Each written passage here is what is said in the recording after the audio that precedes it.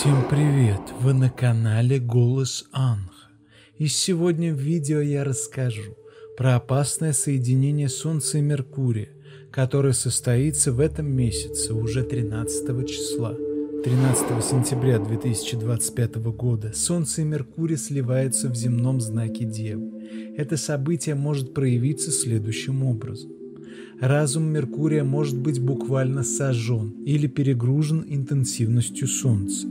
Это приводит к ментальному коллапсу, неспособности обрабатывать информацию, короткому замыканию нервной системы. Мозг работает на пределе, пытаясь осознать и упорядочить огромное количество энергии и информации. Это может привести к сильной головной боли, нервному истощению, панике, ощущению, что мозг кипит. Мышление может стать жестко привязанным к личной воле, отрицая любые другие точки зрения. Это приводит к фанатизму, догматизму и неспособности к компромиссам. Солнце – это наше эго. В негативном аспекте оно может использовать Меркурий для рационализации своих слабостей, оправдания ошибок или даже для самовозвеличивания. Истина, которая приходит в этот день, может быть сильно окрашена личными предубеждениями и желаниями. Человек может быть абсолютно уверен в своей правоте, даже если его суждения ошибочны или основаны на ложных предпосылках. Эта слепая уверенность делает его неуязвимым для критики и неспособным к обучению.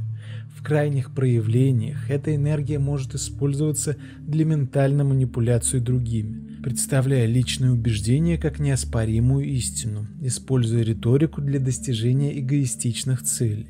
Дева склонна к анализу и критике. Под воздействием перегретого Солнца эта тенденция может превратиться в чрезмерное, мучительное самокопание, перфекционизм, который приводит к параличу действий или беспощадную критику окружающих. Дева – знак ментальной активности, и в негативном аспекте это может проявиться как сильная тревожность, навязчивые мысли, обсессивно-компульсивное расстройство или постоянное беспокойство о мелочах, которое поглощает всю энергию. Меркурий управляет нервной системой. В Деве он также связан со здоровьем. Перегрев может привести к психоматическим заболеваниям, обострению хронических недугов из-за стресса и нарушения пищеварения. Энергия Солнца делает общение очень прямым, а Меркурий в Деве точным и критичным. В негативном аспекте это может привести к резкой, обидной, бескомпромиссной или агрессивной коммуникации. Слова могут быть использованы как оружие. Из-за эгоцентричного восприятия истины и ментальной перегрузки могут возникать серьезные недопонимания, которые легко перерастают в конфликты и ссоры. Избегайте окончательных суждений и принятия критически важных решений. Ментальное поле искажено, и ваши выводы могут быть ошибочными. Не перегружайте свой мозг работой, учебой или сложными расчетами. Отложите задачи, требующие максимальной концентрации. Не вступайте в споры и дебаты. Ваша и чужая способность к объективному восприятию снижена, что приведет только к эскалации напряжения. Воздержитесь от критики себя и других. В этот день она может быть особенно разрушительной. Энергия Меркурия нестабильна, возможны задержки, ошибки, нервное напряжение в дороге. Новые проекты могут быть начаты на ложных предпосылках. Прислушивайтесь к своему телу. Головные боли, нарушение сна, пищеварение – это сигналы перегрузки.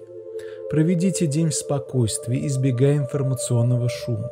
Дайте своему уму отдохнуть. Практикуйте глубокое дыхание, медитации на заземление, контакт с природой. Легкие физические упражнения помогут снять ментальное напряжение. Сознательно практикуйте сострадание к себе и окружающим. Признайте, что каждый может быть подвержен ментальным искажениям в этот день. Напоминаю, что у меня появился новый закрытый телеграм-канал, где я там жду всех вас. Подписывайтесь, переходя по ссылке в описании под видео. А на сегодня это все, и помните, эта суббота требует крайней осторожности и осознанности. Не позволяйте ослепительному свету солнца сжечь ваш разум или исказить ваше восприятие истины. Сосредоточьтесь на сохранении внутреннего покоя и ясности в условиях потенциального ментального шторма. До новых встреч!